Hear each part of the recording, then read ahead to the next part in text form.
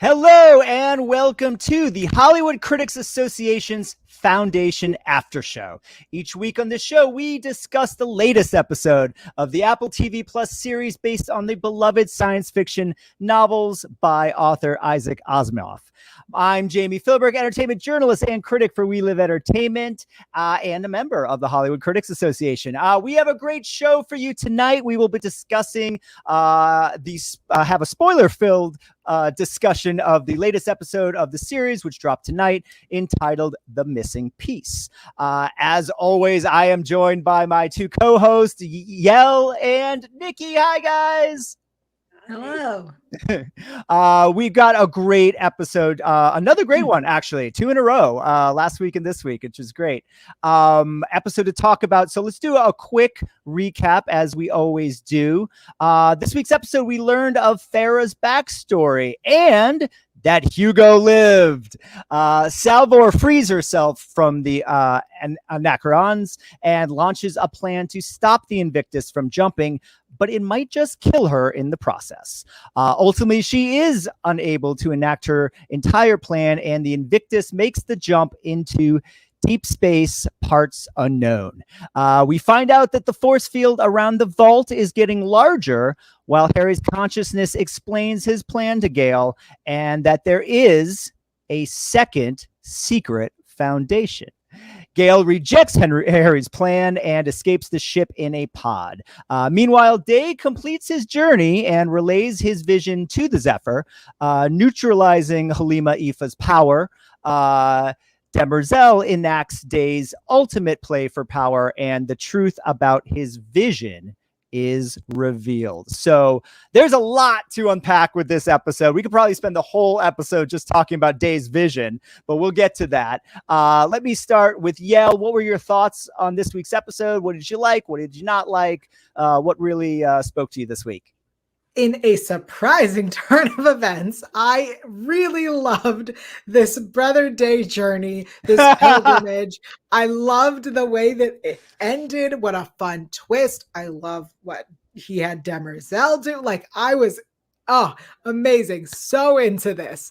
I also was not as excited about Selden and Gale. I was like a little, the last episode gave us such a big, she can feel the future. And now she's like, I want to go home. And so that was less exciting. But, all of the stuff with Farah and Salvor, fascinating, very exciting. And then the way that it ends with they time jump, I am so excited. And if the next episode does not start with whatever the time jump does to them, or them in a time jump, or whatever it is, I'm gonna be so upset. I want us to, that was the big surprise. The Brother Day not actually seeing anything, not a surprise, and so deserving. I loved that.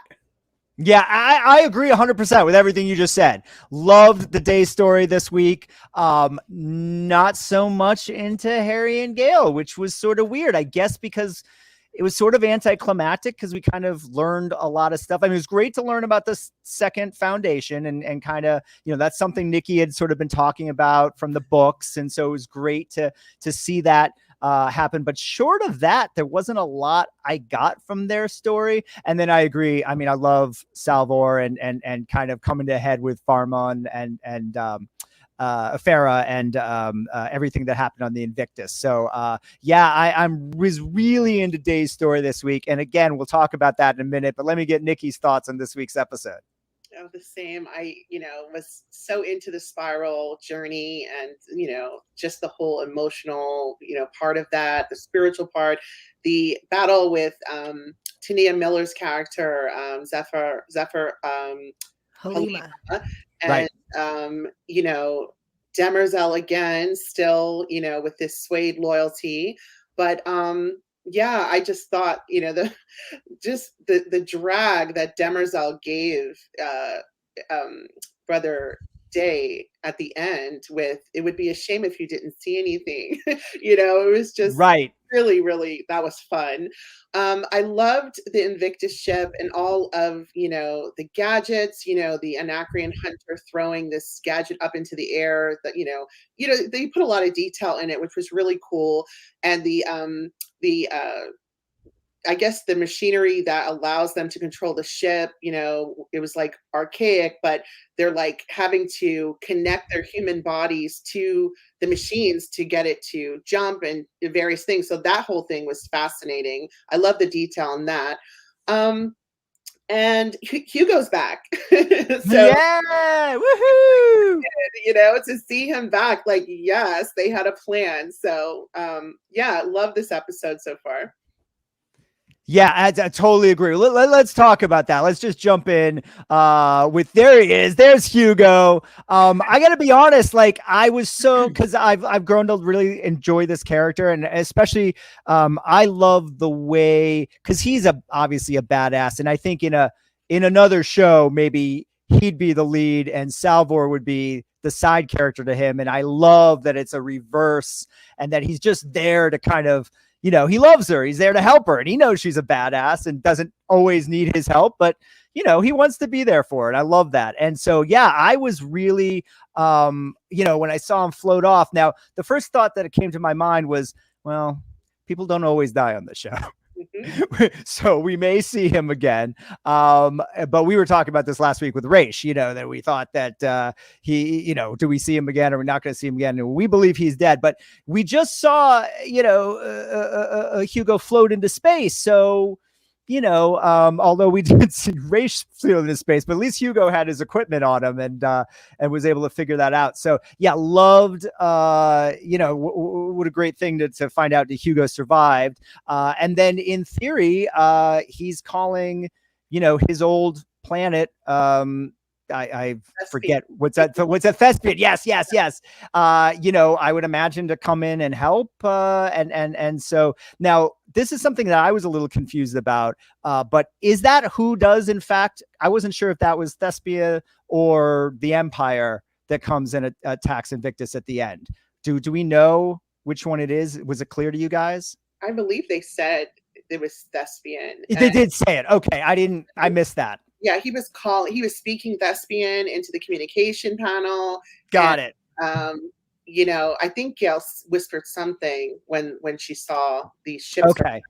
Well, there's so much going on in this show. Like, sometimes I feel like I miss things and I need to, I can't wait to get on this show and talk to you guys so I can figure it out. Okay. So that was a Thespian. I did think it was. It's funny that you say that, because they said it and they were like, oh, good, he made it. And I was like, I don't trust this. Even though it was said, I was like, I don't think that's who it is. Apparently, I need to relax and trust what the show tells me. I was pretty sure that that's who it was, but I know that they had also tried to contact the Empire, so I wasn't. Right. I wasn't quite sure. But man, what a Hugo saving the day again. Let me start with you, and then we'll go to Nikki. What were your thoughts on sort of Hugo's return and kind of the whole sort of Invictus time jump, Farah versus Salvor story? Yeah, I'm gonna be honest. I don't know why I don't trust it. I didn't trust that it was Hugo. I didn't trust that they were there to help. I didn't trust that Salvor really had a plan. I thought she was just going with and would figure it out as she went. So, I didn't trust anything, and then it all came out really nice, and the way that it worked was great. And the fact that they time jumped, they jumped because of the time. I'm so excited to see what that means and where that goes and what happens. But I really loved this whole storyline. I think starting the episode, seeing Farah's reasoning, literally seeing it, because we've heard her tell us the story, was amazing. We have, if correct me if I'm wrong, but we have not seen that yet from that perspective. That's correct. So that was so interesting, and I really enjoyed that a lot. And so I like the way that it played out. I don't know why I'm not trusting everything that's happening directly in front of me, but I should have picked up on the fact that there was a plan when Salvor lost Hugo and was told there's no time to grieve, and then just didn't grieve. So I should have like picked up on that. Oh, that's interesting. So are you saying you think that it was part of Salvor and Hugo's plan for Hugo to not make it and to on the jump onto Invictus so that he could be free and then go do that? See, I don't know that that's part of the plan. I feel like he just didn't make it, and then he was able to, save himself somehow and then make this great kind of rescue call. Nikki, what were your thoughts on that? How did you read that? I was suspicious when this is his old stomping ground. They were thespian mining. I guess they were mining here, and this was he made that very clear that he was familiar with the area. So I was trying to see in the last episode, like, when he was drifting off, like, is there something he can grab onto? Like, because there was a lot going on in that space scene. You had the ship and you had, I was looking for what else is out there. So I didn't see anything. When he floated off, it was just rocks. So I'm like, wow, he's gone.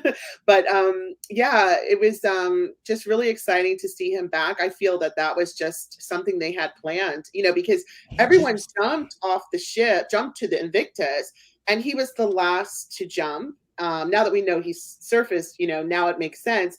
He's like, oh, wait, I lost control, Yeah. Whispering beforehand. And yeah, I just feel that was part of the plan. Wow. I totally missed that. Yeah, I got to rewatch that because I totally missed that. I mean, I tend to agree with you. Obviously it worked out. So, but I mean, if that was part of the plan, well done on them. Well done on them. Sorry, Nikki, I didn't mean to cut you off. Did you have something? Yeah, no, that's fine. Yeah, and just as far as the Invictus goes, and the ending with this jump, I just thought all of that was really great detail, and seeing the battle that was going on the ship's protecting itself. The captain was attacked. There were soldiers outside the door, so it was like a mutiny. Right.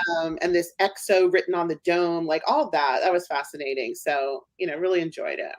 And I also liked Salvor working with Lewis, who is the guy who took over the foundation on Terminus, who's sort of in charge. He's kind of a weak man, to say the least, right? But to see him sort of, for her to really kind of rally him, for them to sort of work together, I thought was really fun and really, really interesting. So great stuff on the Invictus this week.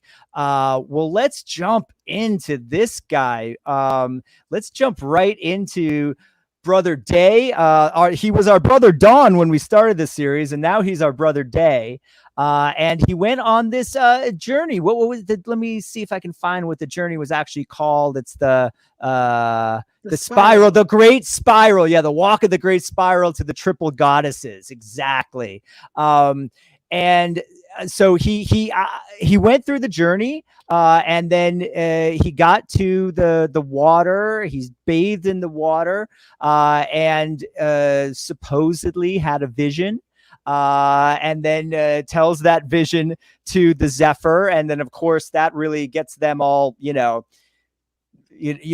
neutralizes any plans that anyone may have had to take control. They are in line with the Emperor at the end, and then we discover what we probably already guessed, but I think it's revealed, but in a subtle way that I think you could see it sort of two ways, but I'm going to interpret it as we've been told that he faked the vision, that he has no soul, that they had no vision and made up this vision based on knowledge he had to kind of fool the Zephyr. And obviously Demerzel knows, and we know. I think that's a stronger choice. You could say you don't quite know, that maybe he did. I could see some audience members maybe interpreting it the other way, but that's how I'm going to go with it. Nikki, how did you see it? Did he have a vision? Did he not have a vision? What are your thoughts on the sort of the whole journey into the vision? I was so disappointed in him. Disappointed? I'm being kind of funny. I was, really, when he's on this journey, I mean, look at him. He's just his body is completely, dehydrated, and you would hope that he would learn something, and to find out that he possibly He learned nothing. honest, learned nothing. But as far as emperors go, it was a power move. It was a huge power move to silence Zephyr Halima and turn followers towards him. So it was a great chess move. But yeah, I don't know why I would be rooting for him, but I kind of was. Yeah, I agree. Incredible political move on his part. I mean, even just going on the journey and sort of, in a way, signaling that he's embracing their religion where we know he really wasn't, but sort of signaling that he believes in what they believe in, and then having this moment. Yael, what were your thoughts on Brother Day's journey and the vision? Let's get right to that. I mean, do you think he had this vision or not? How did you interpret the end of the episode? Oh, I definitely, when he stood there and described the vision, at first I was like, oh, he definitely stole this idea. And then when he said what he saw, then I was like, wait, how is this possible? Did this show just all of a sudden become real spiritual? I started to get very angry. I was like, no, you can't tell me that now we're going to believe that it is divine intervention, that he is in charge. I was angry. So then when Demerzel was like, did you see that flower? I went, oh, okay, great. He knew what he was doing. And it's a smart move. It was so clever. Because it did cross my mind that he would make something up, but the idea that he made something up that was so poignant and so connective with his empire and their religion and right. The birth root flower.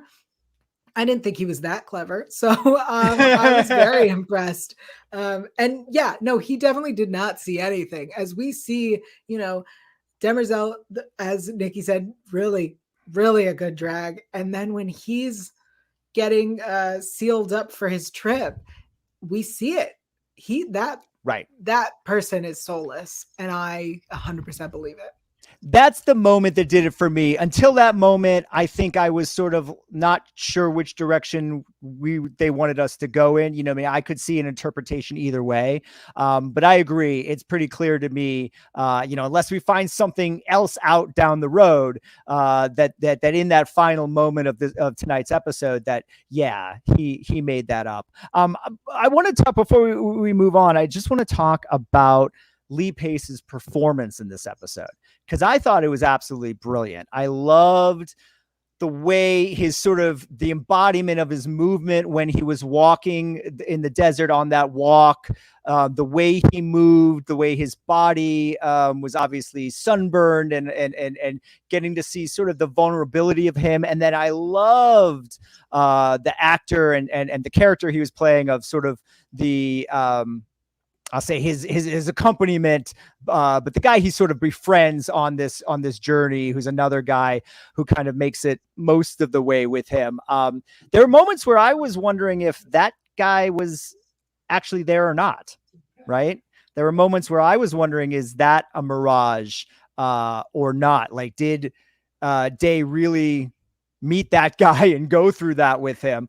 I'll pose that to both of you, but I'll also just say, like, if that is the case, then that just shows you how soulless Day is to begin with, that he would then go through all of this, leave that guy and then lie at the very end. But Nikki, what were your thoughts on just sort of Lee Pace's performance, the whole kind of journey that Day goes on, and his relationship to that other character? Did you also wonder if that character was real or not?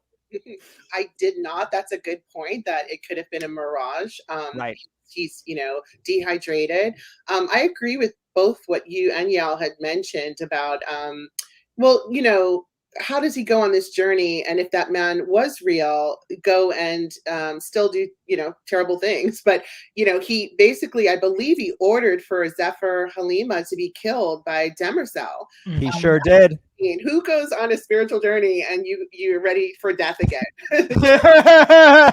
Like, didn't learn a thing. And so that's why I completely feel, that scene where he's alone and there's no flower blooming around him, his face is just of angst, that he's not seeing anything. That's what I took from it. But Lee Pace's role, just phenomenal. I just think that the whole scene, I was just hooked into all of it. His acting is superb.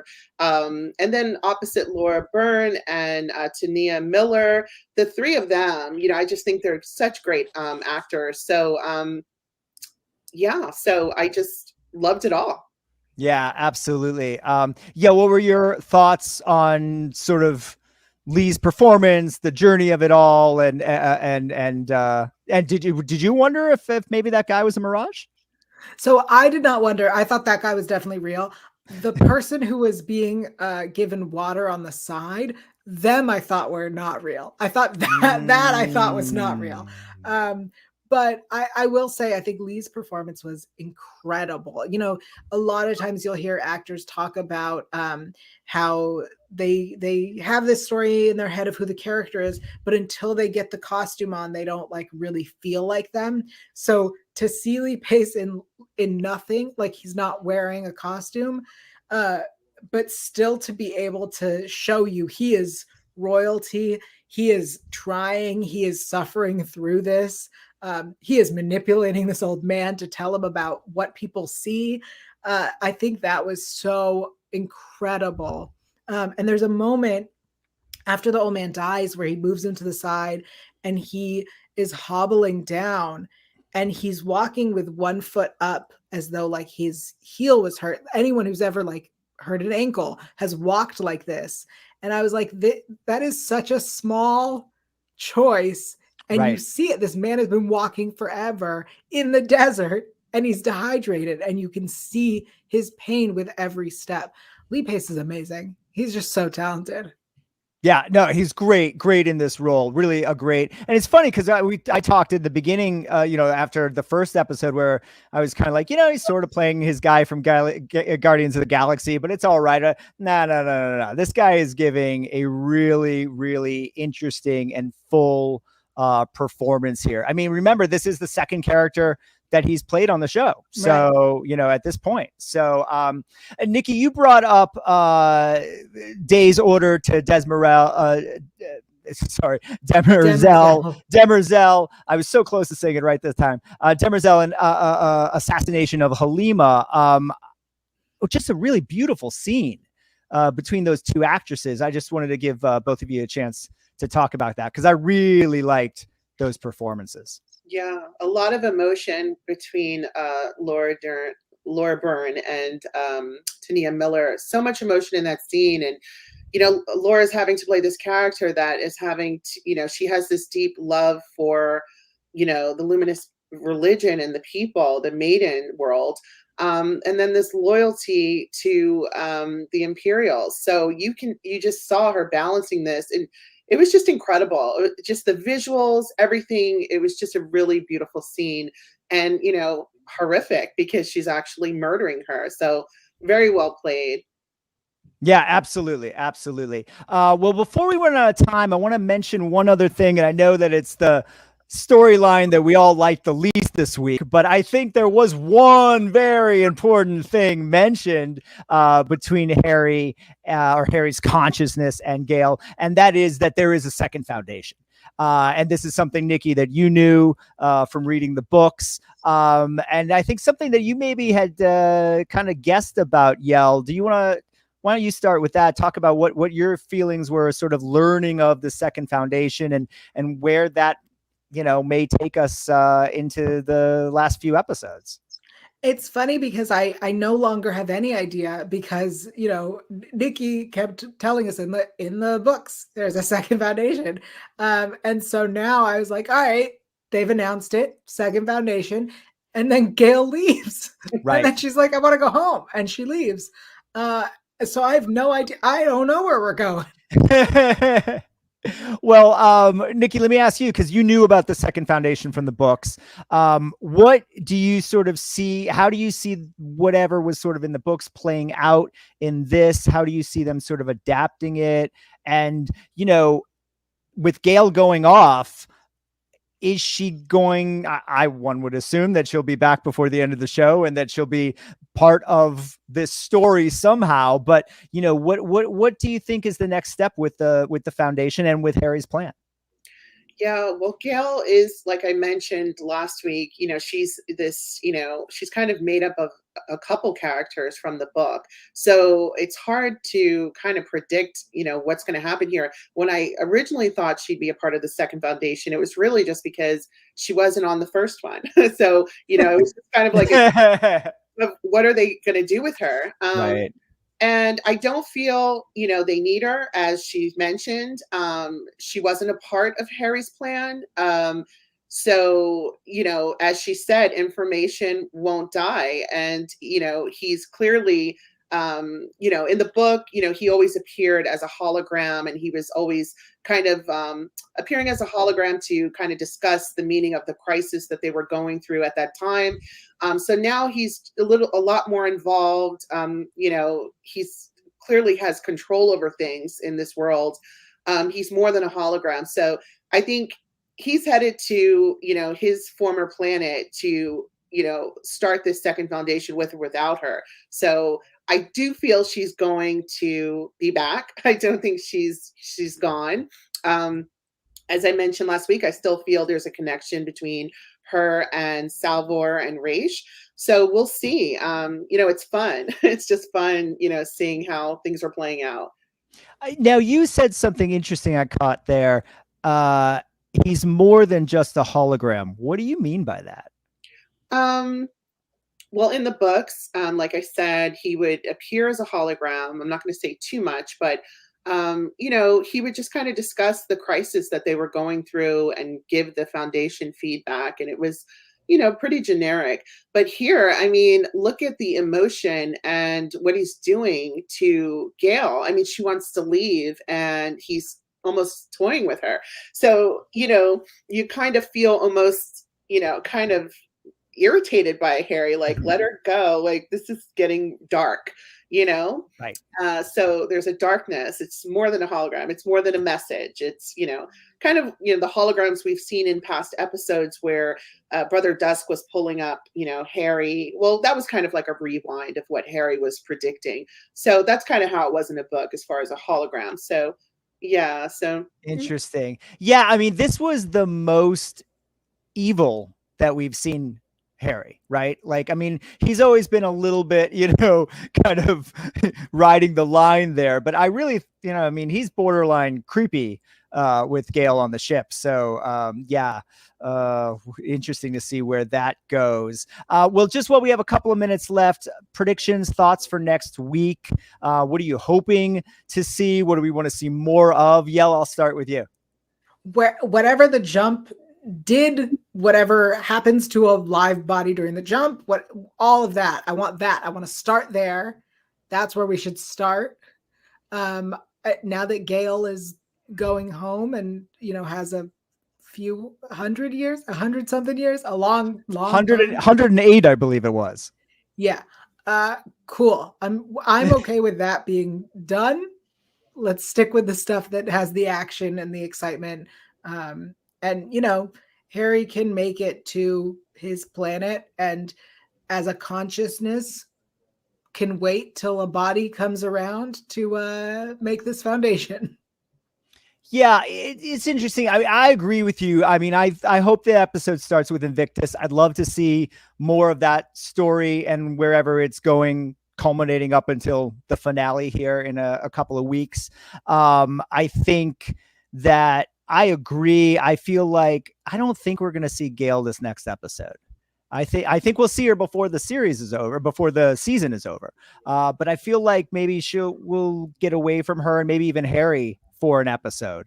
And then I think there's something happening with the Empire, right? Like, I think that story is going to progress. I'm not sure where now that he has the Zephyr kind of in line, but you know, Harry's predictions are coming true. So I feel like we're going to see some more frustration with Day. And then clearly with Demerzel, I think that's going to come to a head too. I would be surprised if she's the same character at the end of the series that she was at the beginning. I feel like there's going to be a big change there, but I don't know. Nikki, what are your hopes and thoughts for next week?